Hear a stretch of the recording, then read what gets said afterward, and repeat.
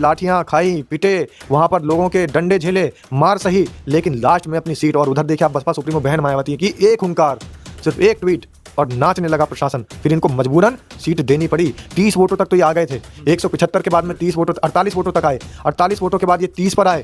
अगर बसपा सुप्रीमो बहन मायावती का ट्वीट ना होता तो ये 30 भी गायब हो जाते और ये सीट भी हाथ से निकल गई होती। लेकिन बहुत सारी सीटों की उम्मीद थी और अच्छे कैंडिडेट लड़ भी रहे थे, उनका अच्छा प्रभाव था अपने क्षेत्र में। लेकिन उन लोगों को जिस तरीके से हराया गया है, मैं ये कहने में बिल्कुल संकोच नहीं करूँगा, जिस तरीके से हराया गया है वो भी एक बड़ी विडंबना है। आप देखिए, खुद चुनाव आयोग का डेटा है और चुनाव आयोग ये बता रहा था जब प्रथम चरण का मतदान हुआ और फिर द्वितीय चरण का मतदान हुआ, जब प्रथम चरण के मतदान के जो मतदाता थे और द्वितीय चरण के जो मतदान के मतदाता थे, दोनों को जब जोड़ा गया तो वोट बैठ रहे हैं, पूरे जो मतदाता बैठ रहे हैं वो बैठ रहे हैं 7 करोड़ 45 लाख। और पहले चुनाव आयोग ने बताया था कि बिहार के अंदर कुल मतदाता जो है वो 7 करोड़ 42 लाख हैं। तो फिर ये दोनों चरण के मतदान कर्मियों को जब मतदाताओं को जोड़ा गया तो ये 3 लाख मतदाता कहाँ से फालतू हो रहे हैं, ये कैसे बढ़ गए? और जबकि वोट परसेंटेज है और वो वोट परसेंट अगर हम 100 मानेंगे तो कई करोड़ में बैठेगा। चुनाव आयोग ने तो साफ तौर पर लिखा है, चुनाव आयोग की वेबसाइट पर लिखा है कि 67% के लगभग वोट पड़ा है और 67% वोट पड़ने के बाद उन्होंने बताया है कि ये जो आंकड़ा है ये 7 करोड़ 45 लाख है। 7 करोड़ ये 67% है और अगर पूरे लिखाएं 100% तो 12 करोड़ से ज़्यादा बैठेंगे। एक तरफ चुनाव आयोग कह रहा है कि 7 करोड़ 42 लाख वोटर्स हैं, दूसरी तरफ कह रहा है कि 67% वोट डलने के बाद हमारे बीच में जो वोटर्स आए हैं जिन्होंने वोट किया है वो वोटर्स 7 करोड़ 45 लाख हैं। ये देखिए पिंटू भैया के सम्मान में ट्रैक्टर से पूरा दुर्गावती जाम, पूरा हाईवे जाम।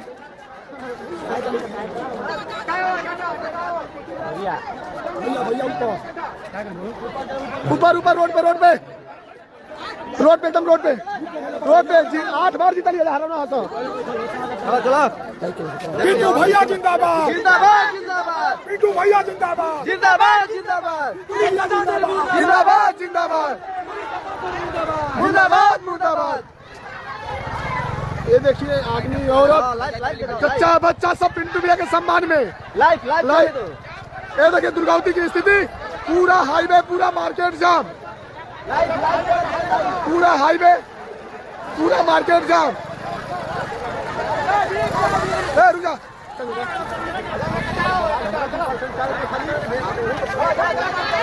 ये देखिए पूरा रामगढ़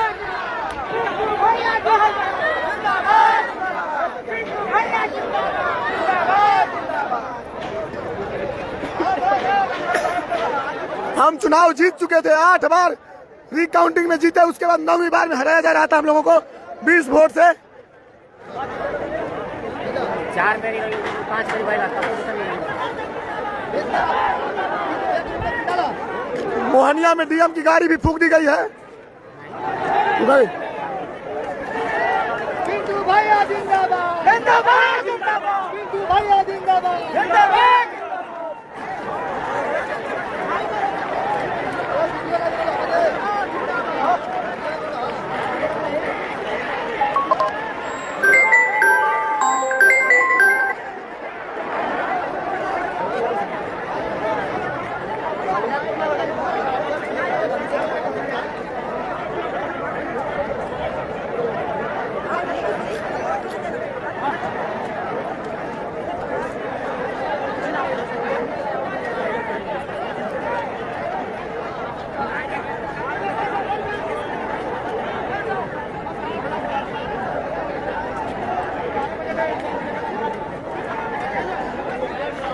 अब तक जिसका खून न खौला, खून नहीं वो पानी है।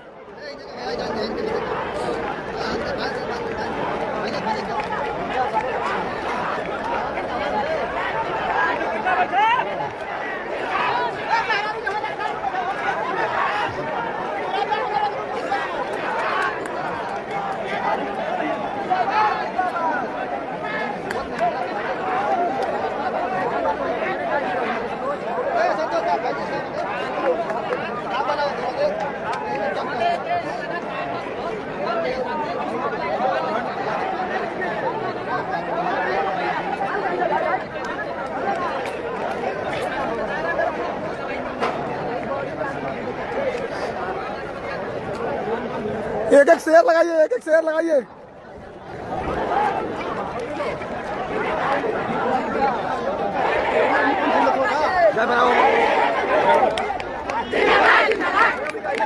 जिंदाबाद जिंदाबाद जिंदाबाद।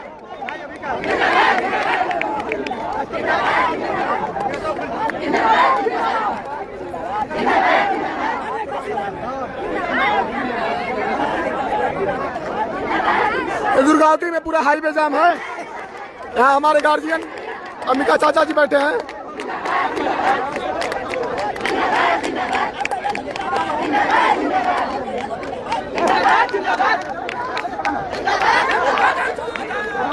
तो देखिए लाठी डंडा बांस झंडा। और बहुजन समाज के तमाम साथियों से बस एक ही बात, एक ही अपील कि जिस तरीके से आपने बिहार के अंदर सजगता के साथ, सतर्कता के साथ जागरूकता दिखाई है, उसी तरीके से उत्तर प्रदेश में भी जागरूकता दिखानी पड़ेगी। वरना मनुवादी ताकतें और मनुवादियों के जो पिट्ठू हैं वो हमेशा ऐसे ही इनके इशारों पर नाचते रहेंगे और आपको सत्ता से बाहर करने की पुरजोर कोशिश करेंगे। लेकिन इनकी कोशिशों को नाकाम कर देना है, सतर्कता बरतनी है, जागरूकता फैलानी है, एकत्रित रहना है, संगठित रहना है और संघर्ष करते रहना है। और संगठित कैसे रहेंगे? जब आप इस संदेश को जन जन तक पहुंचा देंगे, जब आप इस वीडियो को दूसरों के मोबाइल तक पहुंचा देंगे, तो समझ लीजिए हम संगठित हो रहे हैं। क्योंकि अगर बहुजन समाज पार्टी का या फिर बसपा के लोगों का या फिर बहुजन समाज के लोगों का या फिर अंबेडकरवादी विचारधारा के लोगों का कोई संदेश आपके पास तक आता है, तो उस संदेश को सुनने के बाद अपने पास तक मत रखिए। यही आपका सबसे बड़ा कर्तव्य है और यही काम आपको 2027 में भी जीत दिलाएगा। नमस्कार, क्या हाल चाल है? सब ठीक है? बहुत बढ़िया, बहुत बढ़िया। अपना और अपने को ख्याल रखो और जब टाइम मिले तो वीडियो जरूर देखो। देसी देख बिगर ब्रेक बगल लाग लपेट, बिल्कुल देसी अंदाज में। मैं विपिन बेबाक, मेरे साथ पत्रकार शादाब रिजवी।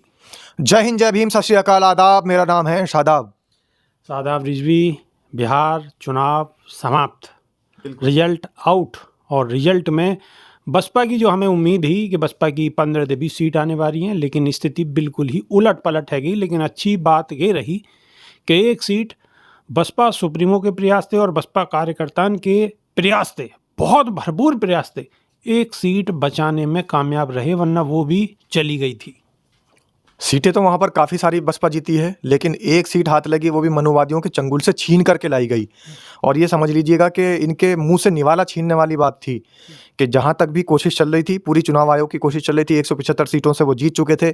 बार बार रिकाउंटिंग का दौर चला, फिर उसके बाद रिकाउंटिंग में भी जब जीत हो गई, फिर उसके बाद भी वहाँ पर जो है उतारू हो गए कि हाँ भाई अभी भी हमारी उम्मीद बाकी है, हम बसपा को सीट नहीं देने देंगे। अगर यही सीट इंडिया गठबंधन के किसी नेता की होती तो यहाँ पर इतनी कशमकश न चल रही होती। आप देखिए खुद तेजस्वी यादव की सीट कितने कम मार्जिन से जीते हैं वो। तो इसी तरीके से अगर ये सीट बसपा की थी तो ही झगड़ा था, और अगर ये सीट बसपा की ना होती, इंडिया गठबंधन की होती, तब भी वहाँ पर जो ये सत्ताधारी पार्टी के लोग हैं, जो एनडीए दल के लोग हैं, ये इतना ज़्यादा वहाँ पर हाथ पांव नहीं मारते। कशमकश आधी रात तक चलती रही और लोग, बहुजन समाज के लोग जब सड़कों पे उतर आए, उन्होंने अपनी ट्रैक्टर बुग्गी और सारी चीज़ें सड़क जाम कर दी और शासन प्रशासन भी सख्ते में आ गया और लाठी तक की चार्ज कर दी प्रशासन ने। पुलिस का काम क्या है? जब पुलिस को अपने आकाओं को कहीं भी किसी भी तरीके से उनको बचाना होता है या उनके पक्ष में दिखाना होता है कि हम तुम्हारे पक्ष में हैं, तो फिर गरीब, मजलूमों, दलितों, शोषितों, वंचितों और ऐसे ही गरीब असहाय लोगों पर अत्याचार करती है, लाठियां चार्ज करती है। वही काम कल भी उन्होंने किया। और गरीब, मजलूम, असहाय, शोषित, वंचित समाज को ये कमज़ोर समझने की भूल कर रहे हैं। ये इस बात को भूल गए हैं कि ये इस देश का मूल निवासी है, ये इस देश के संविधान लिखने वाले की तमाम लोग, ये जो है उनकी औलादें घूम रही है यहाँ। ये बाबा साहब भीमराव अंबेडकर के बच्चे हैं। तो बाबा साहब भीमराव अंबेडकर जब इनके लिए संविधान लिख करके गए हैं, एक सुरक्षा कवच दे करके गए हैं, उसी सुरक्षा कवच का इस्तेमाल करते हुए ये अपनी तुम्हारी जो सीट जब तुम हथियाना चाहते हो वो भी छीन करके ले आएंगे। और वो दिन दूर नहीं है कि जिस गद्दी पर तुम बैठे हुए हो उस गद्दी को भी ये छीनने का काम करेंगे। अभी एक अलग जगह है, अभी तो समाज जागरूक हो रहा है और समाज ने पूरी जागरूकता दिखाने का वहाँ परिचय दिया, पूरा जागरूक होने का परिचय दिया और लाठियां खाई, पिटे, वहाँ पर लोगों के डंडे झेले, मार सही, लेकिन लास्ट में अपनी सीट। और उधर देखिए आप बसपा सुप्रीमो बहन मायावती की एक हुंकार, सिर्फ एक ट्वीट और नाचने लगा प्रशासन। फिर इनको मजबूरन सीट देनी पड़ी। 30 वोटों तक तो ये आ गए थे, 175 के बाद में 30 वोटों 48 वोटों तक आए, 48 वोटों के बाद ये 30 पर आए। अगर बसपा सुप्रीमो बहन मायावती का ट्वीट ना होता तो ये 30 भी गायब हो जाते और ये सीट भी हाथ से निकल गई होती। लेकिन बहुत सारी सीटों की उम्मीद थी और अच्छे कैंडिडेट लड़ भी रहे थे, उनका अच्छा प्रभाव था अपने क्षेत्र में, लेकिन उन लोगों को जिस तरीके से हराया गया है, मैं ये कहने में बिल्कुल संकोच नहीं करूँगा, जिस तरीके से हराया गया है वो भी एक बड़ी विडंबना है।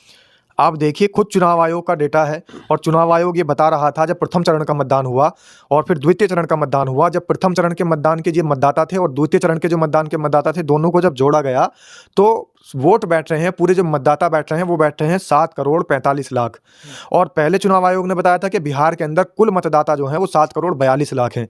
तो फिर ये दोनों चरण के मतदान कर्मियों को जब मतदाताओं को जोड़ा गया तो ये 3 लाख मतदाता कहाँ से फालतू हो रहे हैं, ये कैसे बढ़ गए। और जबकि वोट परसेंटेज है और वो वोट परसेंट अगर हम 100 मानेंगे तो कई करोड़ में बैठेगा वो। चुनाव आयोग ने तो साफ तौर पर लिखा है, चुनाव आयोग की वेबसाइट पर लिखा है कि 67% के लगभग वोट पड़ा है, और 67% वोट पड़ने के बाद उन्होंने बताया है कि ये जो आंकड़ा है ये 7 करोड़ 45 लाख है।